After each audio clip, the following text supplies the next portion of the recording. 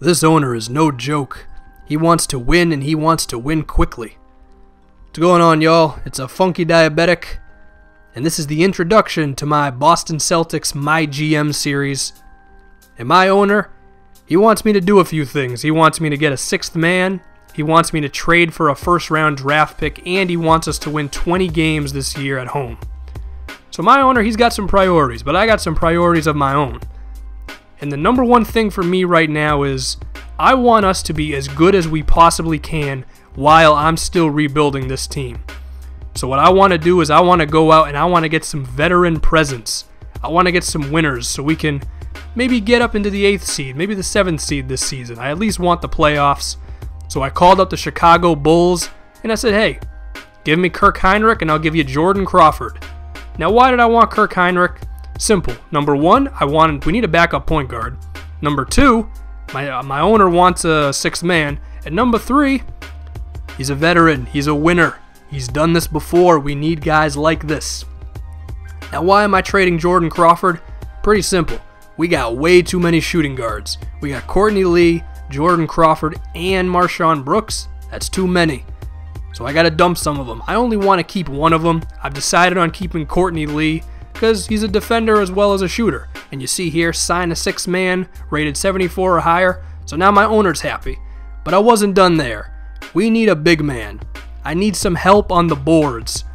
Because while Kelly Olynyk is my starting center of the future, right now, with my I want to make the playoffs mentality, Kelly Olynyk is not good enough of a rebounder or a defender for us to win. But Marcus Camby is.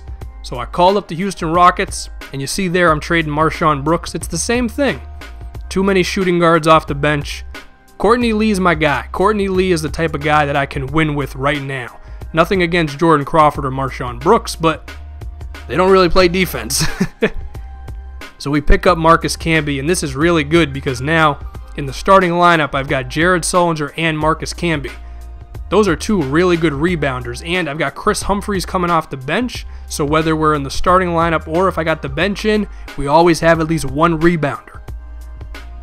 And finally, I had to dump some guys. I had to dump Gerald Wallace and Brandon Bass because if I'm not going to be playing them, there's no sense in paying them all that money. Plus, they're both over a 70 overall, so they'll just bring down the team chemistry because they're not playing.